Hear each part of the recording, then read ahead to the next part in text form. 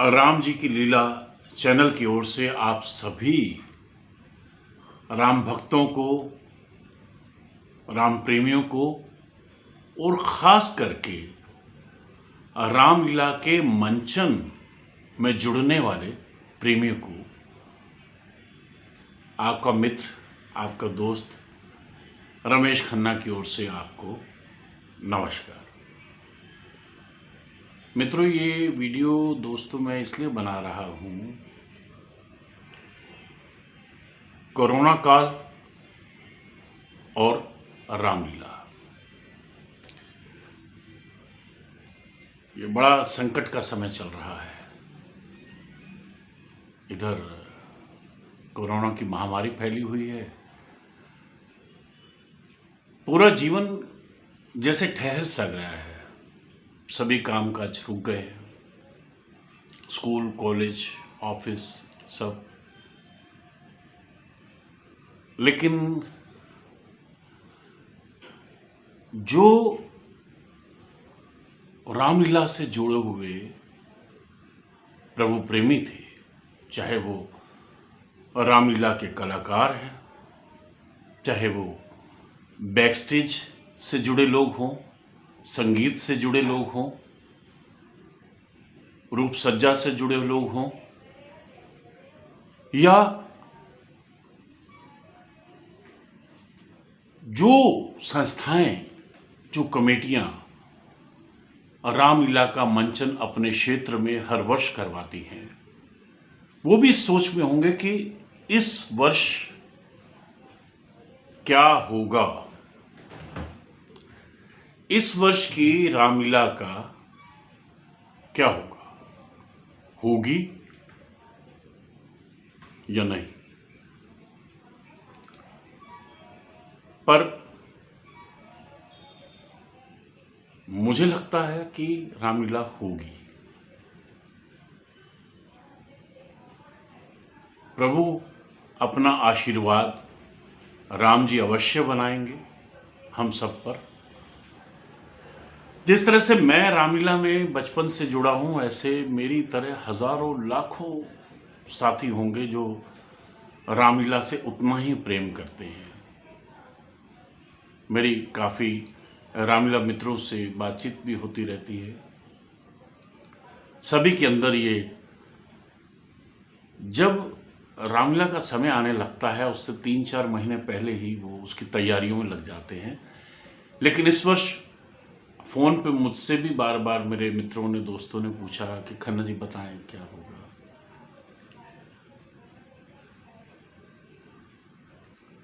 पर एक दिमाग में एक आइडिया आ रहा है, जब हम हर वर्ष उस रामलीला का हम उत्साह से जो है प्रतीक्षा करते हैं, वो दिन हमारे लिए वो ख़ास होता है। वो जो 10-12 दिन जो रामलीला के होते हैं, वो हमारे लिए बहुत महत्वपूर्ण होते हैं। चाहे पूरे वर्ष मंदिर, गुरुद्वारा या कुछ राम जी की ओर ध्यान ना दे पाए हों, लेकिन वो 10-12 दिन हमारे लिए एक तपस्या की तरह होते हैं। ऐसे मेरा नहीं, आप सभी लोगों के लिए। और चाहे वो ऑर्गेनाइज़र हैं, करवाने वाले, दिल्ली में कितनी कमेटियां हैं, संस्थाएं हैं जो बड़ी जी तोड़ मेहनत करके जो है एक खूबसूरत सा विशाल मंच बनवाती हैं, सब कलाकारों को एकत्र करती हैं, उनको इकट्ठा करती हैं, उसके लिए चंदा इकट्ठा करती हैं, और रामलीला का मंचन जो है अपने क्षेत्र तक, अपने क्षेत्र के लोगों को और क्षेत्र के बाहर लोगों को भी पहुंचाने का प्रयास करती है। और ये भी है कि जहां रामलीला का मंचन होता है, वहां के सभी निवासियों को भी प्रतीक्षा रहती है। चाहे सीरियल आए, चाहे राम जी के ऊपर फिल्में आए, लेकिन रामलीला मंचन की जगह जो है वो अपने आप है कि लाइव, जीवंत। और ये हमारी एक परंपरा है, हमारी एक संस्कृति है। सभी को प्रतीक्षा है कि क्या हो पाएगी रामलीला। बिल्कुल होगी, आशा बनाए रखें। और इसी का मैं एक आइडिया मेरे अंदर उठा कि जिस तरह से वर्क फ्रॉम होम और रामलीला फ्रॉम होम, रामलीला को भी हम वैसे ही कर सकते हैं। तो आइए विस्तार से जानते हैं। मुझे बार बार बहुत से मित्रों ने फ़ोन करके भी पूछा है कि खन्ना जी आप बताइए कि इस वर्ष क्या करेंगे। मेरे अंदर जो चल रहा है, क्योंकि मेरा भी बचपन से अभी तक रामलीला के प्रति बहुत लगाव रहा है, और लेकिन मैंने आशा को बुझने नहीं दिया। मेरे अंदर ये चल रहा है कि हाँ, चाहे कुछ भी हो जाए, इस वर्ष की रामलीला होगी। कुदरत की तरफ से, ऊपर वाले की तरफ से कुछ ऐसा हो कि हम सब लोग रामलीला का मंच बनाएं और उस पर उतरें और प्रभु श्री राम जी की रामायण का नाटकीय मंचन करें। अब उसमें कुछ तरीके भी हम अपना सकते हैं। जितनी भी दिल्ली में संस्थाएं हैं या दिल्ली से बाहर हैं, जो भी रामलीला के प्रति जिनका प्रेम है, वो चाहें तो हो सकती है। आप कम से कम 13 मेल आर्टिस्ट और 5 फीमेल आर्टिस्ट और 3 ज़्यादा से ज़्यादा आप बैक स्टेज के लोग रखें। 21-22 लोगों को लेके आप रामलीला का मंचन बाकायदा उसी तरह से करें जैसे होती थी। चाहे कोई छोटा सा हॉल हो या एक छोटा सा 12x15 का मंच हो, सिंपल सा मंच हो, और कैमरों के द्वारा उसका हर दिन शाम को जितने बजे आप रामलीला दिखाया करते थे अपने दर्शकों को, अपने कॉलोनी के लोगों को, अपने निवासियों को, उसी तरह से आप ज़्यादा भीड़ तो जुट नहीं सकती। 21-22 आर्टिस्ट हो गए और बैक स्टेज के 2-4 और लोग, और 7-8 जो है वो कमेटी के सदस्य उसमें जुड़ें, और इस तरह से रामलीला का मंचन करवाएं। और उसको कैमरों के द्वारा कम से कम इतना तो कर सकते हैं कि उसका रिले करें, ब्रॉडकास्ट करें। अपने अपने क्षेत्र में जहाँ जहाँ आप दिखाते थे रामलीला, अपने एरिया में, अपने क्षेत्र में, वैसे ही प्रथम दिन, दूसरा दिन, तीसरा दिन, चौथा दिन, हर दिन की आप उसी तरह से उस मंचन को करें और उसको कैमरे के द्वारा अपने लोगों तक पहुंचाएं।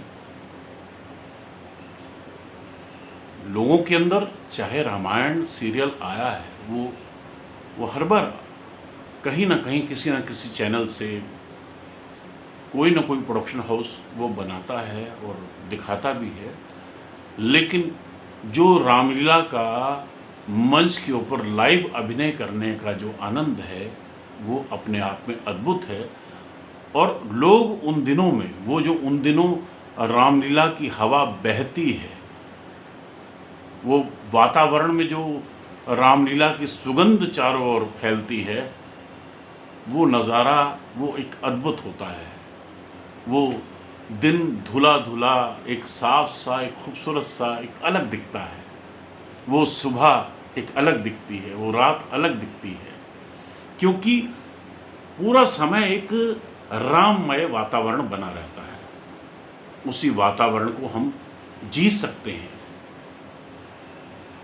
ये सही है कि सरकार के क्या नियम आते हैं, क्योंकि वो ना तो भीड़ को इकट्ठा होने देगी, ना होना भी नहीं चाहिए, क्योंकि उसका एहतियात बरतना ज़रूरी है। मेरी ख़ास करके रामलीला कमेटियों के जो संस्था चलाने वाले लोग हैं, उनसे मेरा निवेदन है कि छोटे स्केल पर आप एक छोटा सा मंच, अभी इन दिनों शादी ब्याह भी हो रहे हैं, छोटे छोटे फंक्शन भी हो रहे हैं, लेकिन वो 15 से 20 लोगों की अनुमति रहती है। उसी तरह से आप भी उन चीज़ों को निभाते हुए एक कोई भी टीम लें, 20 और 22 बंदों के अंदर की टीम हो, 7-8 लोग आप हों, तो हद कर दे तो हम टोटल कमेटी के ज़्यादा लोग इन्वॉल्व ना हो के उसमें 10 लोग कमेटी के हो गए, 22 इसके हो गए, 30-32 लोगों के अंदर जो है आप रामलीला का एक जो हमारी जो परंपरा है, जो चलती आ रही है, तो उस रामलीला के मंचन को आप कर पाएंगे। और हो सकता है जैसे दवाइयों का हो रहा है कि आज ये बनने वाली है, ये आज ये हो रहा है, वो हो रहा है, कुछ ना कुछ चेंज तो आएगा। हाँ, मेरे एक सीनियर मेरे मित्र हैं सुरेश कुमार बंसल जी, वो कल मुझे बता रहे थे अपने रामलीला के सफ़र के बारे में। तो उन्होंने उसी बीच उसमें ये भी कहा कि एक उनके समय एक सन 65 में जब एक युद्ध हुआ था, तो उस वक्त भी रामलीलाएँ नहीं हुई थी। तो वो दिन अब फिर से देखने को मिल रहा है। लेकिन मैंने जब उनसे बात की कि हाँ नहीं, हम इस तरह से रामलीला कर सकते हैं, बोले आइडिया तो अच्छा है। तो मैं तमाम रामलीला के कलाकारों को, रामलीला करवाने वालों को, रामलीला से जुड़े राम भक्तों को ये कहना चाहता हूँ कि आप आशावान रहें, उसके ऊपर, प्रभु के ऊपर जो है वो अपना ध्यान लगाएं कि कुछ ना कुछ अच्छा होगा। बुरा समय आया है तो अच्छा भी आएगा, और रामलीला रुके ना, रामलीला का मंचन हो, रामलीला का मंचन हो, बड़े स्केल पर ना होकर, चाहे छोटे से स्तर पर हो, लेकिन रामलीला का मंचन हो। जय श्री राम, जय राम।